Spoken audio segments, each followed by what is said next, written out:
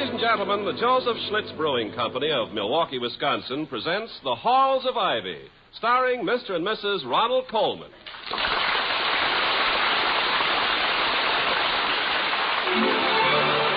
I was curious. I tasted it. Now I know why Schlitz is the beer that made Milwaukee famous. If you like good beer, you'll find it pays to be curious and learn about Schlitz for yourself. And now, The Halls of Ivy.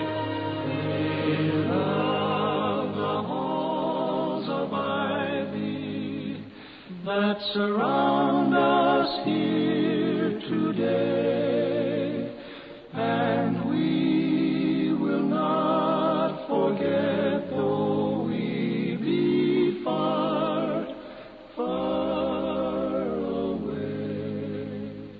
Welcome again to Ivy. Ivy College, that is, in the town of Ivy, USA. Spring came to Ivy a few days ago, and in spring, as we all know, a young man's fancy lightly turns to thoughts of love, just as it does in summer and autumn and in winter. Sometimes it doesn't turn lightly at all, but with a resounding crash. And as in many crashes, it's the innocent bystanders who are most shaken up.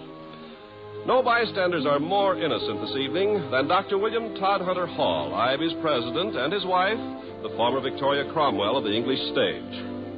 It's shortly after dinner, and Dr. Hall is in his study. Mrs. Hall enters and says, Was that you making all that racket just now, Toddy, darling? Yes, I was feeling a bit chilly and thought I'd build a fire. Oh, well, why didn't you?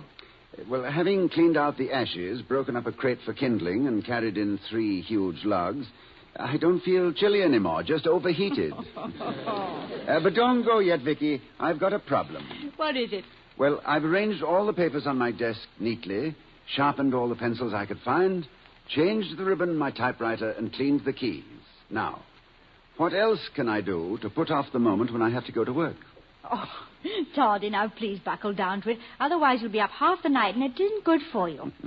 All right, my dear. Very well. Here I go. Hooray, an interruption. I mean, isn't that just too bad? I'm about to... Hello, Dr. Hall speaking. Who? Oh, no, not at all, Brooks. What is it? Yes, of course you may come over. Where are you now? In a few minutes, then. Goodbye.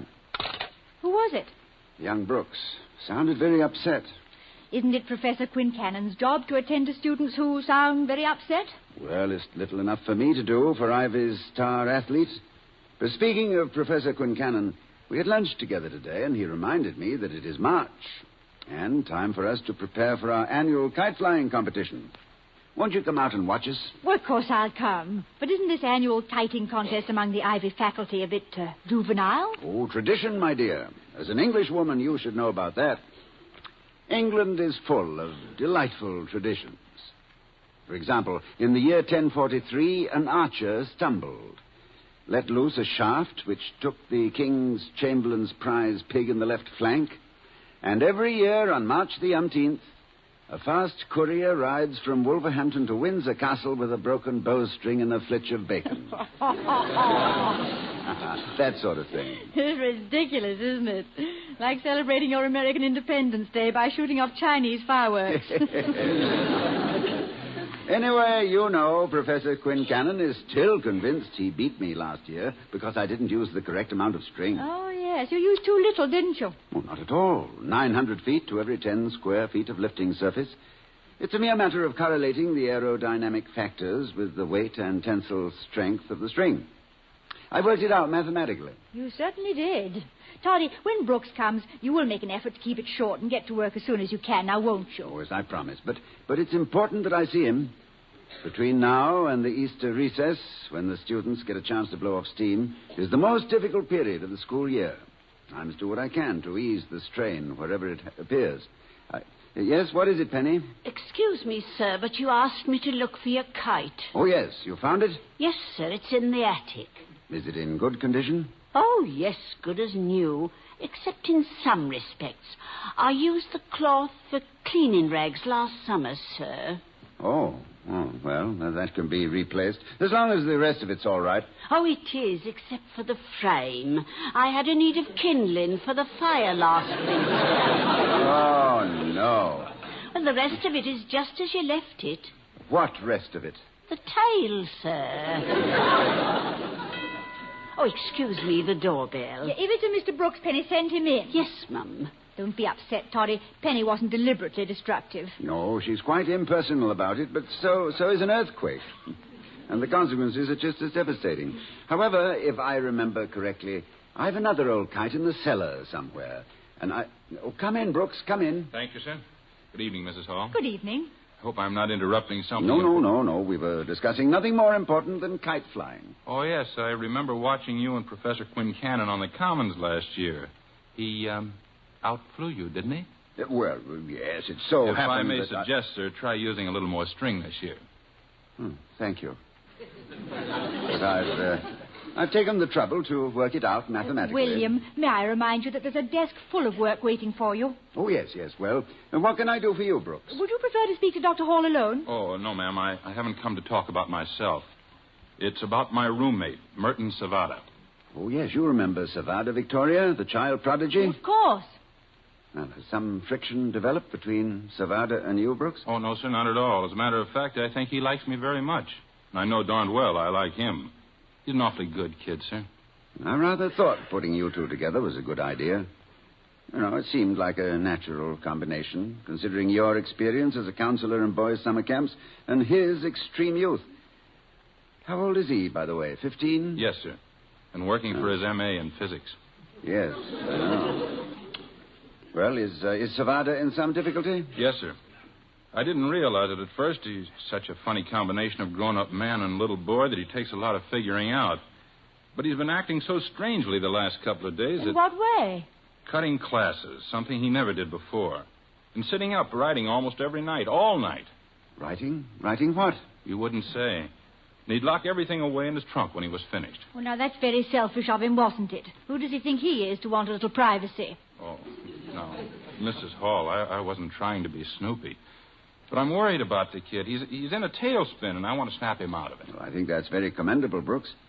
That's what roommates are for, to take turns acting as lifeguard when the other member goes off the deep end. Well, anyway, this morning I found this stuff in his wastebasket. Here. No, thank you. I'd rather not read it, Brooks. Not being his roommate myself, I must respect his privacy. Just tell me, in general, what it is. Poetry. Oh. Love poetry. It's sickening stuff. Oh, you men. Well, I've known a lot of boys who wrote poetry. Some of it to me, too, if I do say so myself. And very few of them got fitted for straitjackets. And leave the boy alone. He'll recover. Well, that's the point, Mrs. Hall. He'll recover too late. I found him packing his trunk when I got back from dinner. He was leaving school. I'm afraid some little bobby soxer has been giving him a rough time. Oh, good heavens. Well, I think it's beautiful. It's tragic, but it's beautiful. I don't know, Victoria. I can only see the tragedy. No schoolboy romance should require such a drastic solution. This takes it out of the comic Valentine class and makes it a serious emotional problem. Where's the boy going, Brooks? His parents are in New Zealand, aren't they? Yes, sir.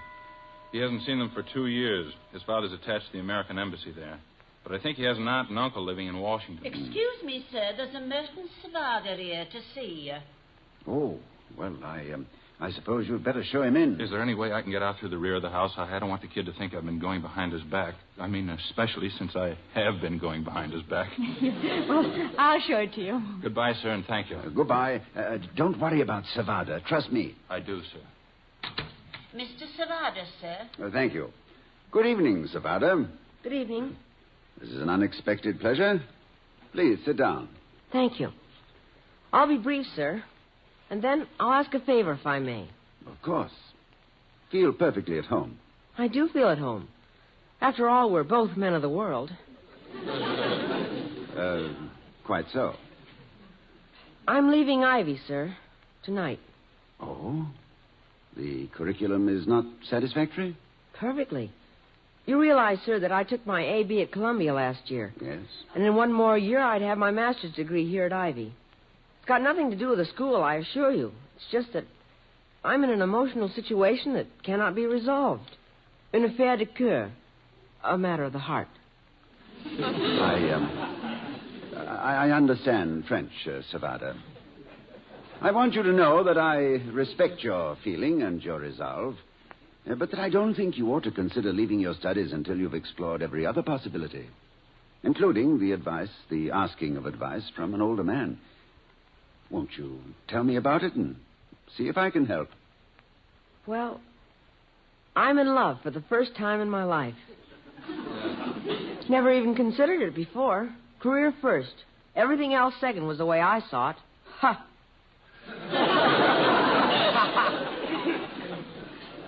Doesn't the lady return your love?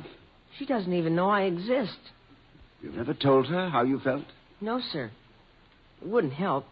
You see, she loves another man. Well, you can't be certain of that, you know, until you ask her. I never thought of that. Ask her, my boy, ask her. But what about the other man? Oh, he'll have to take his chance, just as you do. You're very wise, sir. Oh, no, not at all. Now then, would you care to tell me who she is? Your wife, sir.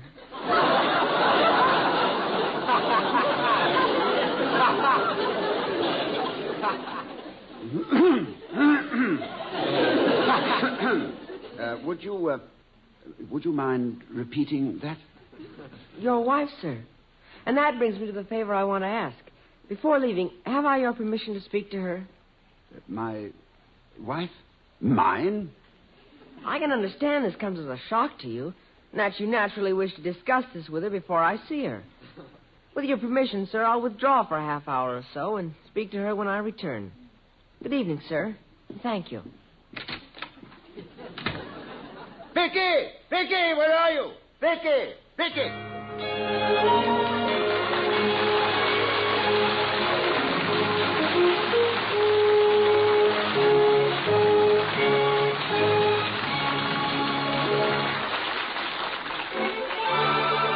I was curious. I tasted it. Now I know why Schlitz is the beer that made Milwaukee famous. Mr. and Mrs. Ronald Colman will be back in a moment. Right now, there's just time for you to hear how one man tumbled onto something very interesting. My friend Jim is always saying, you haven't lived till you've been on skis. Well, I'm inclined to look at it the other way around. Staying alive had always come to me easy, until the day I let Jim talk me into a pair of skis and send me plummeting downhill with no visible means of support. You'll love it were his parting words, but there again we disagreed. Halfway down the hill, I met a sapling, thus ending my short, unhappy career as a skier. I limped back to the lodge where the doctor said it was only a sprain.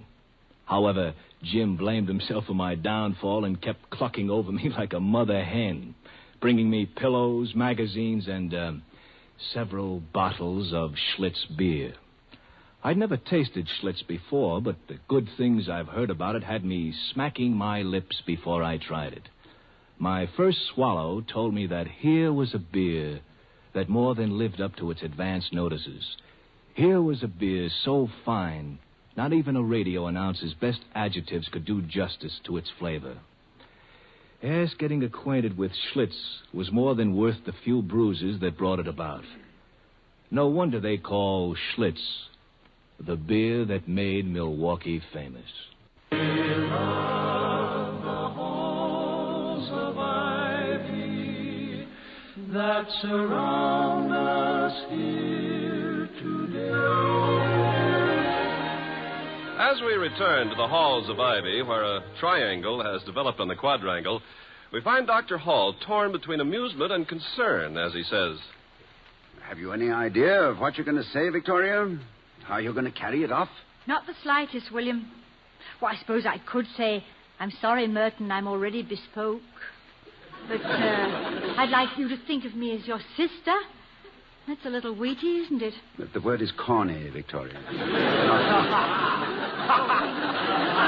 Help me, Toddy. Well, first you say, how do you do? Then you say something about the weather.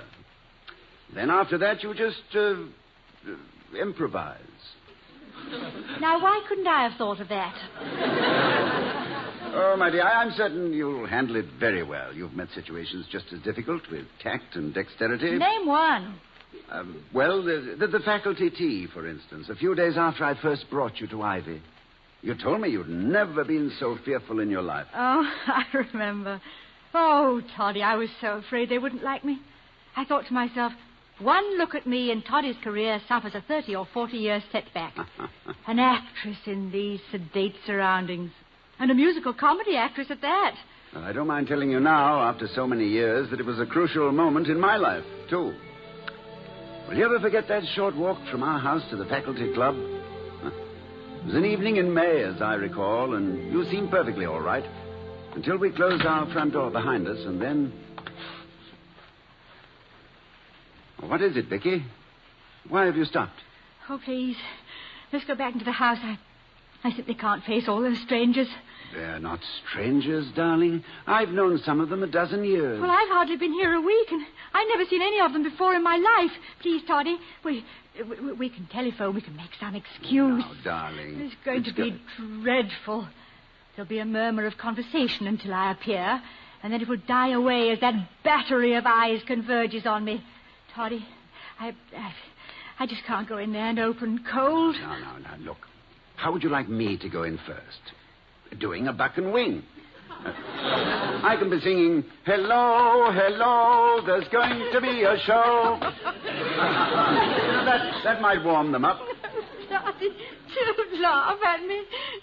Not when I'm feeling so inadequate. Ah, you've no reason to. They'll all adore you. You'll be the loveliest woman present. I can imagine how much the wives of the faculty members will adore the loveliest woman present. Toddy, let's go back. Well, at least let me change my gown. But it's a beautiful gown. Yeah, but it's too beautiful. Let me change to something simpler. With brogans and a pair of overalls, perhaps. I just don't want to be resented. I'm the strange bird in a barnyard, and I don't want to be pecked at. Vicky, you're not going to be pecked at. You are impeccable. Ho, ho, ho. No, darling. You're going in wearing that gown, and everyone will gasp with admiration, and I'll be the proudest man there. Sailor, I have spoken. Now, give me your hand. I feel as though I were on my way to the gallows, and I didn't even have time to eat a hearty meal. And I've forgotten everything you've told me about who's who. Well, the head of my department is Dean Gurney. He resembles a bilious pigeon. Oh, yes, you told me. I remember I associated his name with crusts of bread. Yes. Because one does feed pigeons crusts of bread, doesn't one? That's right. Well, thank heaven I'm certain about one thing. One does feed pigeons crusts of bread. How do you do, Dean Gurney? Do have a crust of bread. No. Merely associating. And then I shall say to him, please introduce me to your wife. I've heard so much about her. No, I wouldn't, darling. Inasmuch as she left him to marry a prize fighter, I feel it would strike rather as silly. I told you, don't you remember? No. Oh, Toddy, I don't remember anything. Not anything at all. What shall I do? Vicky, I love you. One unkind word or glance directed at you, and I shall ask the entire faculty to step outside en masse. And remember this, my darling. No appointment, no job is worth more to me than the smile on your face, the happiness in your heart, and above all, the gay and gallant spirit that is Vicky. Darling, thank you for buckling on my armor. Well, we're in for it now, darling. I've rung the doorbell. Now, just remember that faculty wives are merely... Toddy, darling, that's our doorbell, and you didn't ring it. I didn't. You mean you did? Ah, brave girl. Now you're getting yourself in hand. No, Toddy. That's our doorbell. Come on home, dear. Home? Well, then what is... Oh, our doorbell. Yes, well, Penny will answer it. I'm sorry if I was being absent-minded again. That's all right, Toddy. But next time, don't squeeze my arm quite so hard. Mr. Savada will think you've been beating me. Savada. Oh, yes, good heavens. I must get out of here. It'll be less embarrassing for him if he doesn't see me. Oh, Toddy, please don't go. Get me out of this. You trust me, Victoria. I'll think of something. I hope. Somebody's got to think of something. Mr. Savada, Mum. Yes, thank you, Penny. Well, come along in, Mr. Savada. Won't you sit down? Thank you. It's, lovely weather, isn't it? May I improvise you... may I get you some milk and cookies? I'm not a child. I'm sorry. Please don't be sorry. I wouldn't hurt you for anything in the world. Well, thank you. You're very gallant. I've been told you're leaving school. Why? I think it best. Staying here near you is... Well, I'm not made of marble, you know. If I thought there was even a remote possibility. But there isn't, is there? Well, I think not. Aside from every other consideration, I happen to love my husband deeply. I don't see how you can. You don't? No. Why, he's old enough to be my father. How old do you suppose I am? Just the right age. Victoria. I may call you Victoria, may I not? Yes, please do. Victoria, what does he have that I haven't got? I'll match my IQ against his any time. Well, it's not a question of intelligence, Merton. Maybe you think I couldn't support you. I have assets. I'm writing a book, and I could sell my butterfly collection, and I get a regular weekly allowance. Oh, it isn't that at all, believe me. I know, we all know, how capable you are, and what a fine career you're certain to have. Do you think he's handsomer than I am? Because I can promise you that someday I'll be just as distinguished at the temples as he is. Runs in the family. Yes, I'm sure of it. I consider you an extremely presentable young man. And I know that someday you'll meet the right girl and be very happy, and then I hope... Then there's nothing I can say that will make you reconsider. Merton, tell me, what did you imagine a relationship with me would be like? I know what it would be like. I've thought of it 1,000,000 times. Tell me. Well, you'd always be around. And you'd wave to me when I left for school in the morning. And we'd go to theaters and concerts together. And I'd tell you things, and you'd tell me things. And it would be so wonderful. I think I'm beginning to understand. Are you really? Yes. Merton, tell me something. But look deeply into your heart and reflect a moment before answering. I will. Is it really a sweetheart you want? Isn't it really a mother? There. Come on now. That's it. You're all right. Come over here. Take my handkerchief. Give me your hand. Oh, Mrs. Hall. Mrs. Hall. Yes, I know how it is, Merton. Believe me, I do. Well, I used to cry myself to sleep for a mother I never knew. I lost mine when I was still a baby. Now, at least you have a mother. Yes. I guess that's right. I suppose it's childish to be so lonely. No, it isn't childish at all. Well, I think one has to be pretty self-centered not to be lonely. But now that you realize that it is just loneliness... Well, Victoria, and how did... well, excuse me. Hello, Savada. Hello, Dr. Hall. Well, the reason I was holding your wife's hand, Doctor, is... No, please. That requires no explanation, Savada. The impulse to hold my wife's hand is practically universal. And I didn't mean to intrude.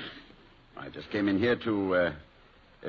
what did I come in here for? Oh, yes. I was mending a kite, and I wanted some string from the desk drawer. Some kite string. It was in this desk. I'm sorry if I seem to be babbling. William, there are miles of string in the kitchen. Ask Penny. Well, I won't require miles, darling. I'm not trying to break the record, whatever it is. It's 21,120 feet. What? The altitude record for kites. 21,120 feet. Oh. Established in November 1905 at the Prussian Aeronautical Observatory. Thank you. Are you a kite flyer? No, kites are for children. Really? I think you're wrong, Merton. Dr. Hall is certainly not a child, and he finds it most difficult at times to fly them. Probably uses the wrong amount of string. I do not use the wrong amount of string. I use approximately 900 feet to every 10 square feet of lifting surface. Too little by far from what I know of the theory. Well, indeed, let me tell you something. William, Merton, now, please, may I suggest that instead of merely discussing it, you both go out to the fields tomorrow morning and there determine who is right and who is wrong. Well, now, that seems... Isn't he leaving school? Are you, Merton? I suppose I could put it off for a day. Oh, it may take weeks to settle this matter. What do you say, Merton? Can you put off leaving for more than one day? I guess so. I mean, yes, of course. We can go out together every Saturday morning, all three of us. Exactly. I think I'll stay. I'm delighted, Mr. Savada. Confused, but delighted. Well, come along, dear, and sit down. Thank you. I trust, Savada, you won't think me intrusive if I hold my wife's other hand. No, sir. Good. Now then, are you acquainted with aerodynamics? Yes, sir. What kind of a kite do you fly? Flat or box? Flat. I like a... Try a box. What do you mean? I say that because theoretically four-plane surfaces versus a single-plane surface gives you a lifting potential far greater yes, than... but against that you have added weight, as I've worked it out mathematically. The added weight, Doctor, when you consider the applied theory... Yes, I know, my boy, but the theory of flight in heavier than aircraft presupposes a split kind of air.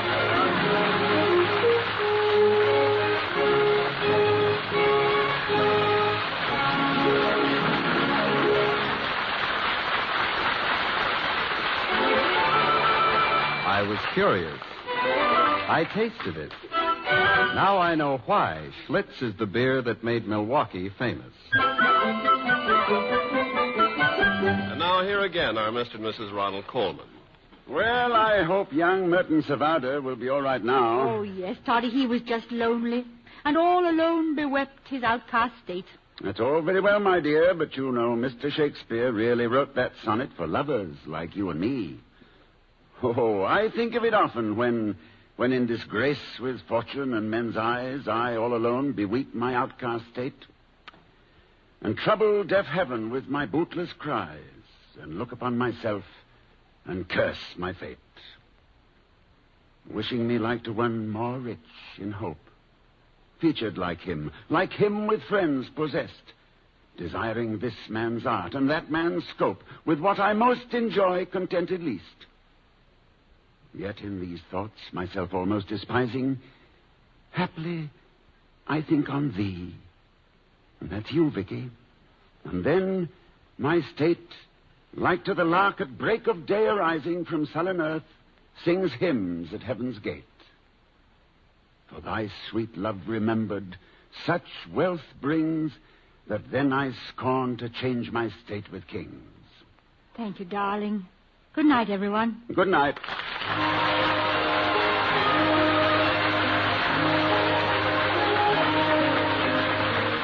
We'll be seeing you next week at this time at the Halls of Ivy, starring Mr. and Mrs. Ronald Colman. The other players were Henry Blair, Gloria Gordon, and Barney Phillips.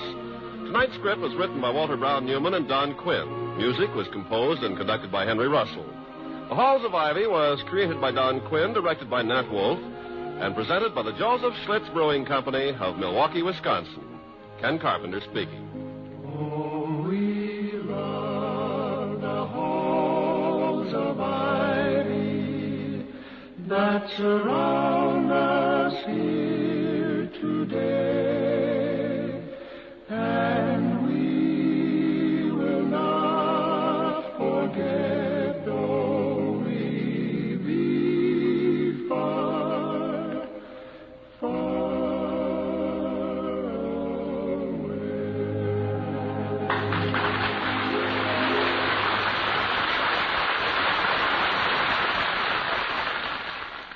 Now, hear We the People over most of these NBC stations.